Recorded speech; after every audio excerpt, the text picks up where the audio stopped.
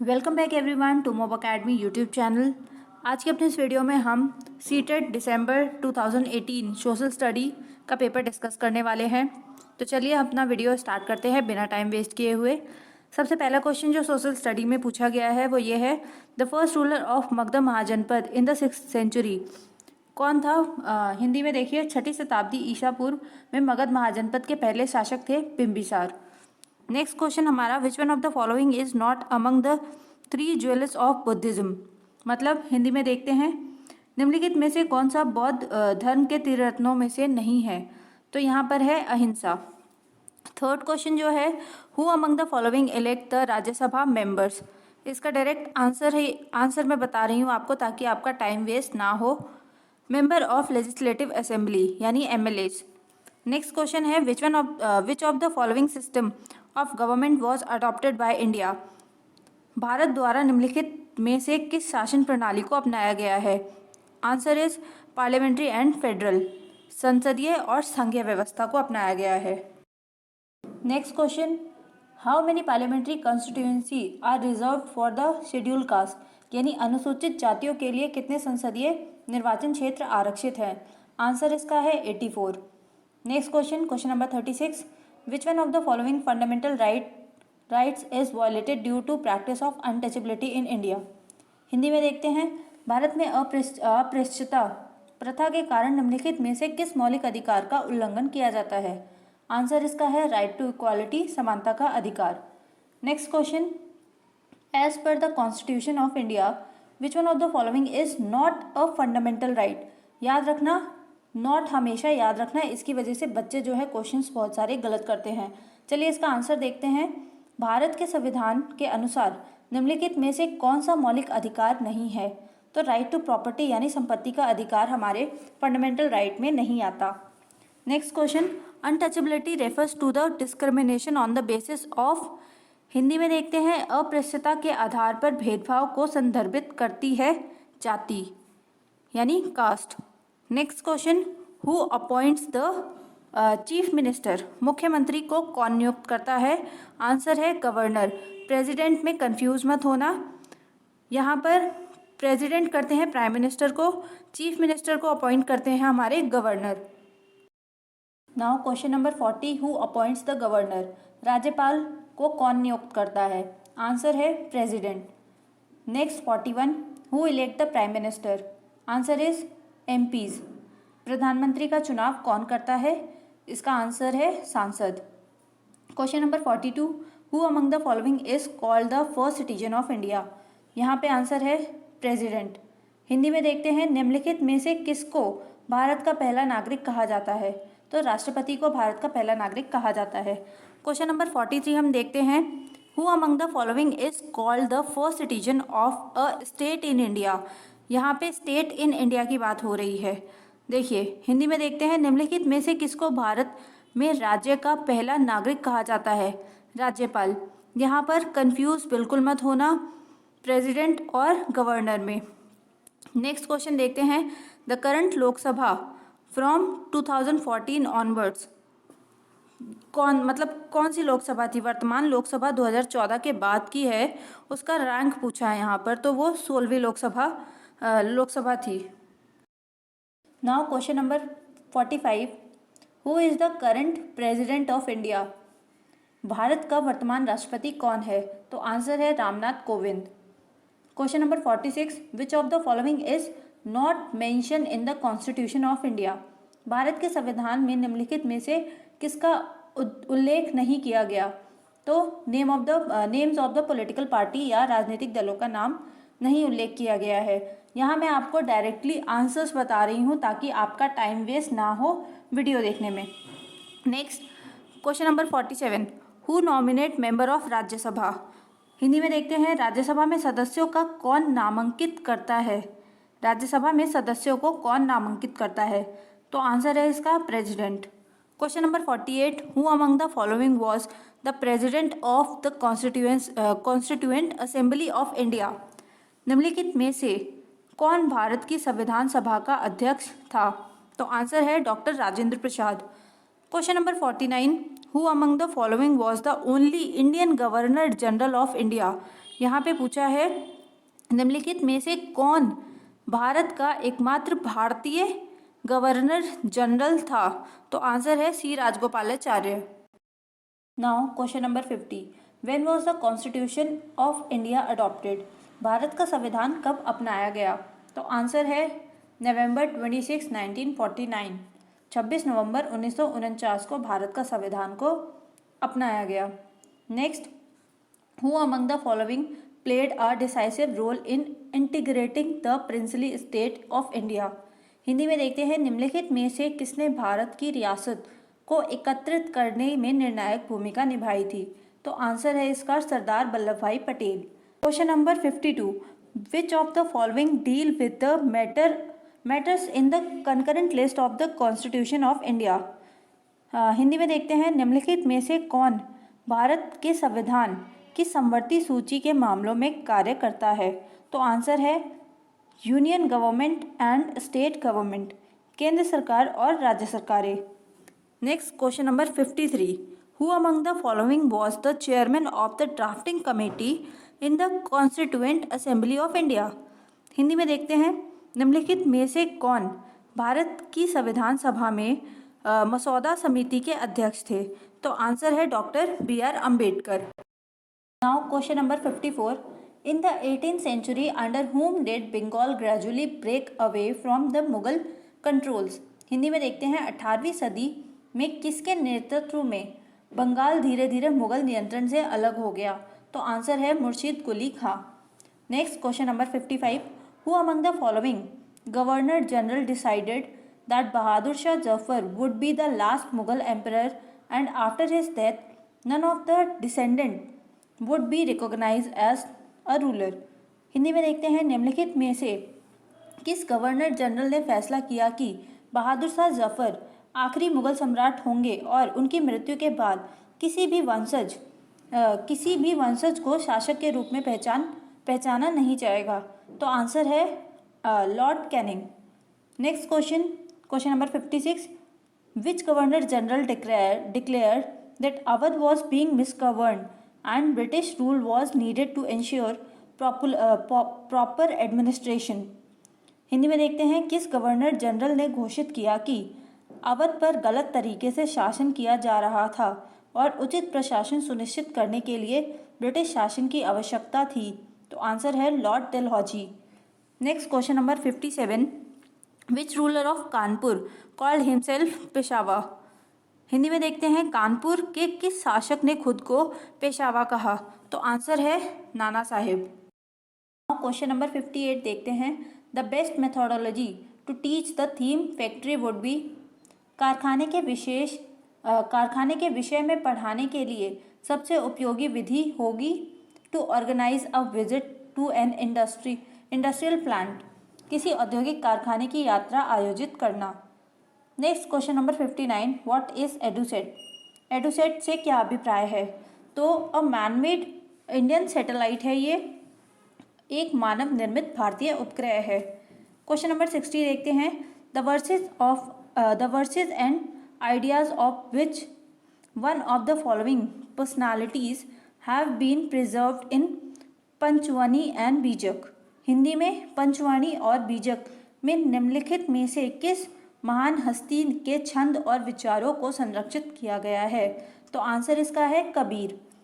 61, the mural painting from Ellora caves which shows Vishnu and as Narasimha the man lion is a work of which period? Hindi में देखते हैं एलोरा की गुफा का भित्ति चित्र जिसमें विष्णु को नरसिंहा अर्थात पुरुष सिंह के रूप में दिखाया गया है, किस काल की कृति है?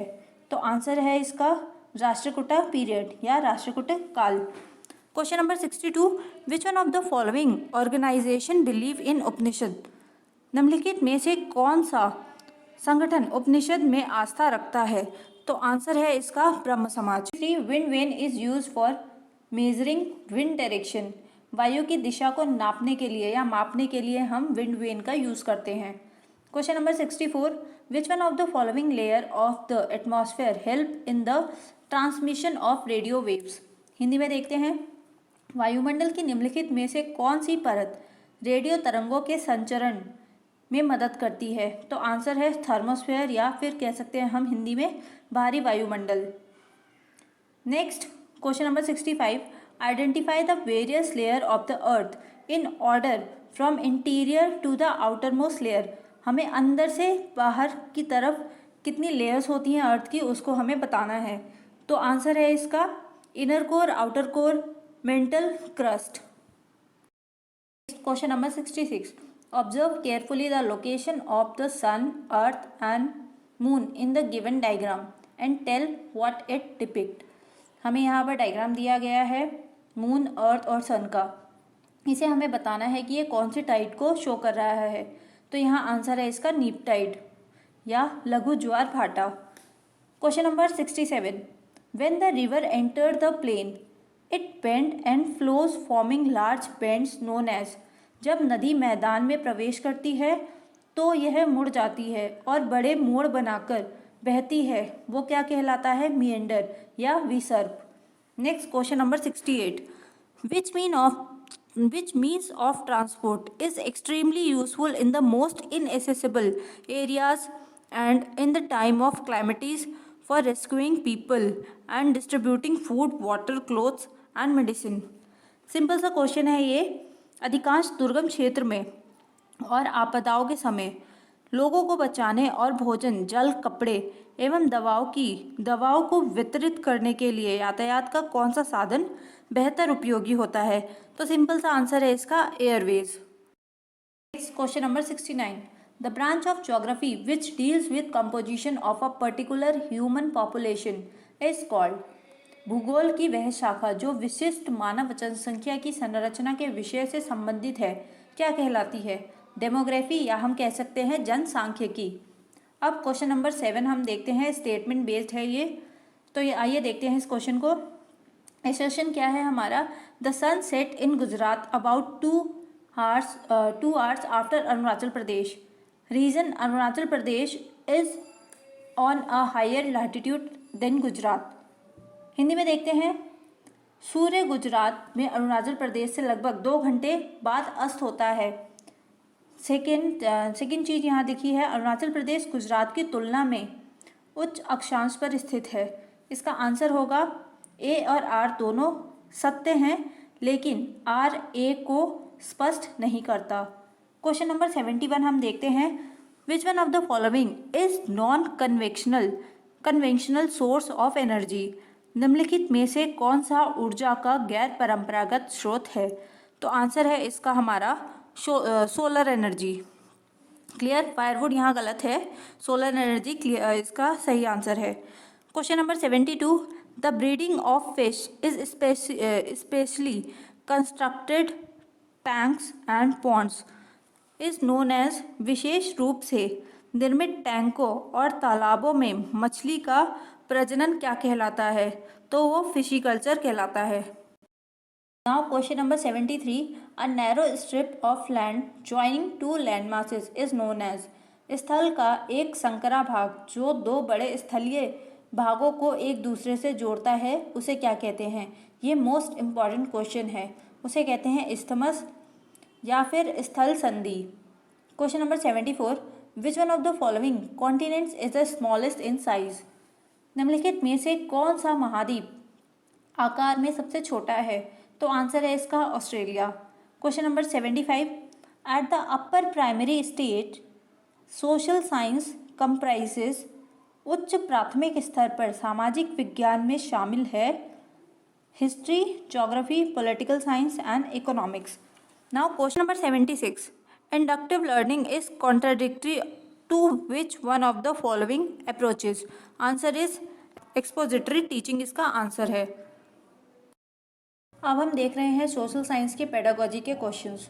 क्वेश्चन नंबर 77 है, read the given statements A and B and select the correct answer. Critical thinking promotes the building of concepts, application and expansions of ideas. B. It does not help in understanding and evaluating argument and beliefs of others. Hindi में देखते हैं, दिए गए कथनों में से ए और B को पढ़िए और सही उत्तर का चयन कीजिए। पहला जो है ए है वो ये है, आलोचनात्मक सोच धारणाओं के निर्माण तथा विचारों के अनुप्रयोग और विस्तार को बढ़ावा देती है। बी, यह दूसरों के तर्कों और विश्वासों को समझने और मूल्यांकन करने में मदद नहीं करती।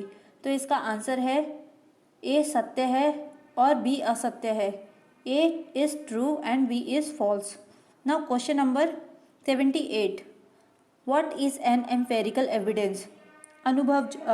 अनुभवजन्य साक्ष्य क्या है? तो आंसर है इसका data gathered in the real world through the senses. इंद्रियों के माध्यम से वास्तविक दुनिया में एकत्रित किए गए आंकड़ों को हम क्या कहते हैं? Empirical evidences. Question number 79, the models of physical feature are most suitable for teaching. भौतिक विशेषताओं के मॉडल प्रतिकृतियों शिक्षण के लिए सबसे अधिक उपयुक्त है। ज्योग्राफी में सबसे ज़्यादा उपयुक्त होता है। Question number 80, the collection of weather information from the local newspaper is an example of which type of sources? Question number 80 Hindi में, स्थानीय समाचार पत्र से मौसम की जानकारी का संग्रह किस प्रकार का स्रोत है? तो इसे हम कह सकते हैं सेकेंडरी या द्वितीयक। Question number 81, in which type of classroom the students with learning disability learn alongside other students? सीखने की अक्षमता वाले शिक्षार्थी किस प्रकार की कक्षा में अन्य छात्रों के साथ सीखते हैं? तो आंसर है इसका मॉडर्न, इसका आंसर है 1, inclusive education. Now question number 82, who has given the following theory?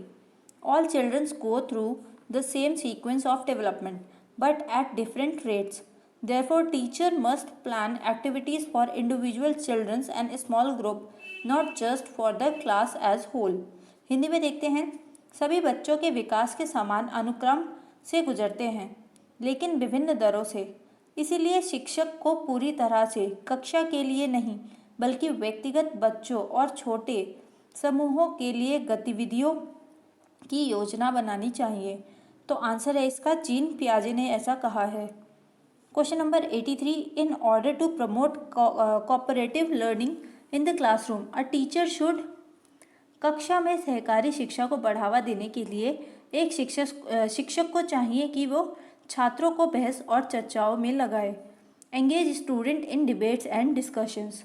Question number 84, a self discipline thinking which attempt to reason at highest level of quality in a fair-minded way is called। Hindi में देखते हैं, एक आत्मनिर्देशित आत्म अनुशासित सोच जो एक उचित तरीके से गुणवत्ता के उच्चतम स्तर पर तर्क करने का प्रयास होती है, उसे क्या कहते हैं हम? उसे कहते हैं हम क्रिटिकल थिंकिंग या आलोचनात्मक सोच। Question number 85, the colour used in the Ajanta caves painting have been derived from which of the following materials? Ajanta गुफाओं चित्र में इस्तेमाल किए गए रंग निम्नलिखित में से किस सामग्री से प्राप्त किए गए हैं? तो वो है प्लांट्स एंड मिनरल्स, पौधे और खनिजों से। Now question number 86, the earliest manuscripts were written on. सबसे पुरानी पांडुलिपियाँ डैश पर लिखी गई थी। तो आंसर है इसका पाल्म लीफ यानी ताड़पत्रों पर। Question number 87, which one of the following period is longest in the human history? मानव इतिहास में निम्नलिखित में से कौन सी अवधि काल सबसे लंबी है? तो आंसर है पैलोलिथिक। पूरा पाषाण काल सबसे लॉन्गेस्ट काल है मानव इतिहास में। Question number 88, read the given statement A and B and select the correct answer. A, Mehergarh is located in a fertile plain near Bolan Pass of Pakistan. B, evidences of farming and herding are found here। Hindi में देखते हैं, A है मेहरगढ़ पाकिस्तान के बोलन दर्रे के पास एक उपजाऊ मैदान स्थित है। B, यहाँ खेती और पशुपालन के साक्ष्य मिले हैं। तो आंसर है इसका A और B दोनों ही सत्य हैं। Both A and B are true। Question number 89, in which of the following state of India the largest number of Harappa sites have been found? Hindi में देखते हैं, भारत के निम्नलिखित राज्यों में से किस एक राज्य में हड़प्पा के नगर सबसे बड़ी संख्या में मिले हैं? तो आंसर है इसका Gujarat. Next question, last question है, Rigveda was originally composed in which of the following language? Rigveda मूल रूप से निम्नलिखित में से किस भाषा में रची गई थी? तो आंसर है इसका फर्स्ट संस्कृत, हिंदी में संस्कृत। अगर आपको वीडियो पसंद आया है तो प्लीज़ सीटेट रिलेटेड वीडियोस के लिए चैनल को सब्सक्राइब करिए। Thank you so much.